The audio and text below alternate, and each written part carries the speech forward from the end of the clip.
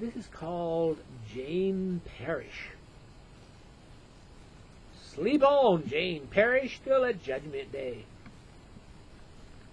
I seed it all when the man in me lived next hill over from the graveyard. Them drunken fools woke me from a quiet dream, blackguarding Jane Parish's grave. She'd been Sion Parish's house slave till 65, left her old and free, and them had owned her once were decent enough to keep her. An old black woman with no other place to go. She'd come with them to church and sit there in the back. The only darky was ever in that church, lonesome with none but God. Some days I'd go and sit beside her, her face brown and wrinkled as sandy river in the spring, her eyes alight with the preaching, like sunlit leaves aflutter in the woods when the wind of God moves.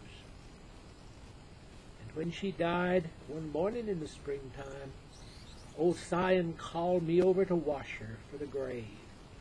She lay, palms up on her cone and shuck mattress, peaceful like a hard day's work well done. In her washed-out calico and a good pine box, we put her away.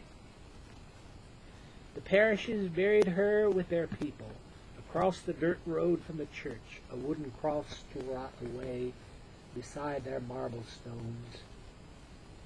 Now here these few fools from Beauny come, a-making ugly fun round that old woman's grave. Down the dark road they come a-rioting, squalling sometimes like they is stabbed, or yelling vulgar things toward the dark church, till they gathered round her grave and called her some word they'd better not have said. Sleep on, Jane Parish, to the judgment day. And a globe of fire, big as my two hands, and blue as snow at sundown, rose out of that grave.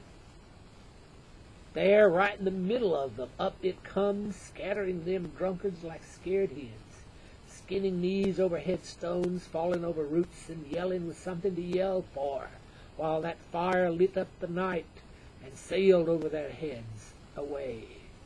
And since that night, Jane Parish's grave's been quiet as the stars.